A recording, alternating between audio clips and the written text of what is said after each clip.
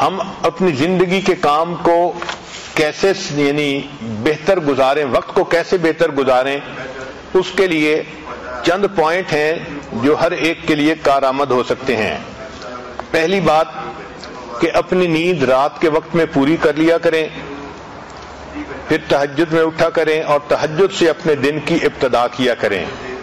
تہجد میں اللہ رب العزت کی طرف سے عنایات ہوتی ہیں۔ حدیث پاک میں آتا ہے کہ رات کے آخری پہر میں ایک فرشتہ اعلان کرتا ہے، هل من سائل فأعطی له، ہے کوئی سوال کرنے والا کہ جس کو عطا کیا جائے، ہے کوئی مغفرت کا چاہنے والا کہ جس کی مغفرت کی جائے۔ تو جب اللہ رب العزت کی طرف سے اعلان ہو رہا ہے، ہمیں چاہیے کہ ہم اس وقت جھولیاں پھیلایا کریں اور اللہ سے مانگا کریں۔ اس وقت مزدور کو مزدوری ملتی ہے، سائل کو اللہ کی طرف سے اس وقت نعمتیں ملتی ہیں، تو ہم اس وقت کو زندگی کا سب سے قیمتی وقت سمجھیں۔ چنانچہ ہمارے دن کی ابتدا تہجد سے ہونی چاہیے، اس وقت کو کبھی مس نہ کریں۔ کوشش یہی ہو کہ ہر رات میں تہجد کی توفیق نصیب ہو جائے، جتنے بھی تھکے ہوئے ہوں تہجد میں اللہ کے سامنے جھولیاں پھیلا کر بیٹھیں تاکہ ہمیں اللہ کی طرف سے روزینہ نصیب ہو جائے۔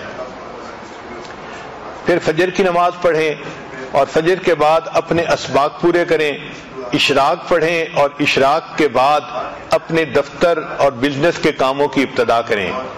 حدیث پاک میں نبی اللہ تعالیٰ فرماتے ہیں، اے میرے بندے، دن کے شروع میں تو 4 رکعت پڑھ لیا کر، میں سارا دن تیرے کاموں میں تیری مدد کروں گا، تیری کفایت کروں گا۔ ذرا غور کیجئے کہ ہمارے سارے دن کے کاموں میں اللہ کی مدد شامل ہو جائے تو ہمیں اور کیا چاہیے؟ اور یہ نعمت مل جاتی ہے اشراق کے 4 نفل پڑھنے پر۔ اور اشراق کی نماز ہوتی ہے جب سورج طلوع ہوتا ہے، تقریباً 20 منٹ کے بعد انسان 4 رکعت پڑھ سکتا ہے۔ تو دن کے شروع میں یہ 4 رکعت پڑھ لیا کریں تاکہ ہمارے دن کے ہر کام میں اللہ کی مدد ہو۔ عورت ہمیشہ یہ چاہتی ہے کہ جی میرے کام میں میرا تعاون کرنے والا کوئی نہیں، میں اکیلی ہوں، میں گھر میں ایک ہی ہوں۔ بھائی آپ اللہ کو اپنا تعاون کرنے والا بنا لیجئے، دن میں اشراق کی نماز پڑھنے پہ اللہ تعالیٰ آپ کے کاموں میں آپ کے کفیل بن جائیں گے، آپ کی کفایت کریں گے۔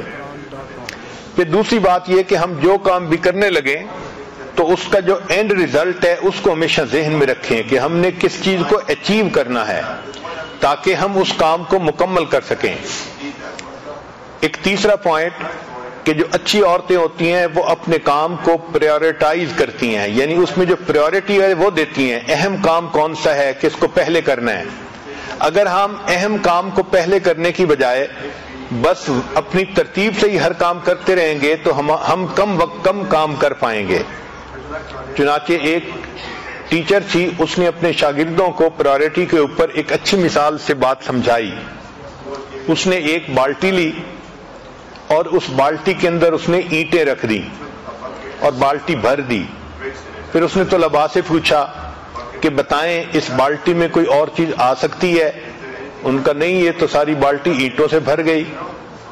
اب اس نے چھوٹے چھوٹے کنکر لیے اور جو اینٹوں کے درمیان جگہ تھی اس میں کنکر ڈال دیے۔ اس نے کہا دیکھو آپ تو کہہ رہے تھے کہ جگہ نہیں، اس میں تو اتنی جگہ تھی کہ کنکر بھی آ گئے، اب بتاؤ کوئی جگہ ہے؟ ان کا نہیں، اس میں تو اب کوئی بھی جگہ باقی نہیں۔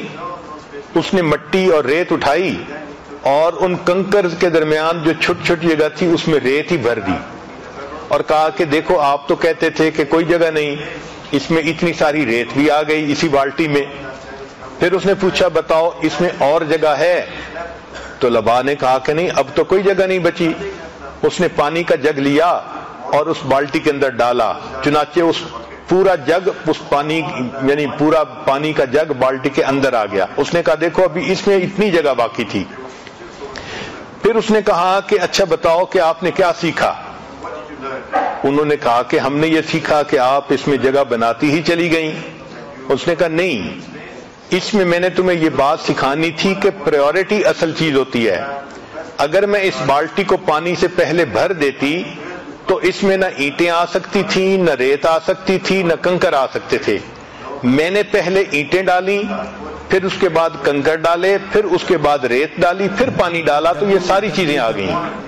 تو ہمارے وقت کی بھی یہی مثال ہے کہ اگر ہم پریورٹی کے بغیر کام کرنے لگیں گے تو کام نہیں کر سکیں گے، اور اگر پرائورٹائز کر لیں گے تو دیکھیں ایک کام کے اندر دوسرے کا وقت نکل آئے گا، دوسرے کے اندر تیسرے کا، اور ہم کئی سارے کاموں کو ایک وقت میں کر سکیں گے۔ آج ہماری زندگی کا ایک بڑا مسئلہ ہے کہ ہم وقتی کاموں کے پیچھے لگ کے اصلی کاموں کو بھول جاتے ہیں۔ اصلی کاموں کو کہتے ہیں امپورٹنٹ ورک، اور وقتی کاموں کو کہتے ہیں ارجنٹ ورک۔ جس عورت کو دیکھو ارجنٹ ورک میں لگی ہوتی ہے، امپورٹنٹ کام کو بھول جاتی ہے۔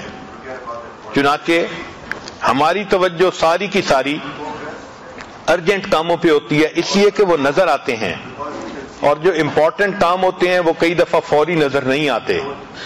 مثلاً اپنے مقصد کو سامنے رکھنا یہ امپورٹنٹ کام ہے، اور وقتی ضرورت کے پورا کرنا یہ ارجنٹ کام ہے۔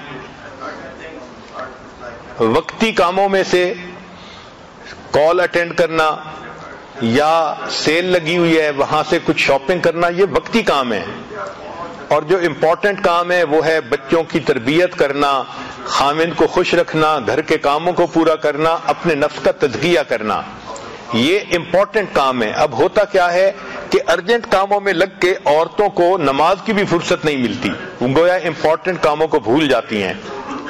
سکسیسفل پرسن وہ ہوتا ہے جو امپورٹنٹ کاموں کو یاد رکھتا ہے اور ان کو بھولتا نہیں۔ چنانچہ 3 لفظ یاد رکھیے، 3 سٹیپ ہیں کامیاب زندگی کے: اپنے کاموں کو پریورٹائز کرنا، دوسرا ان کو آرگنائز کرنا، اور تیسرا زندگی میں ایک ڈسپلن پیدا کرنا۔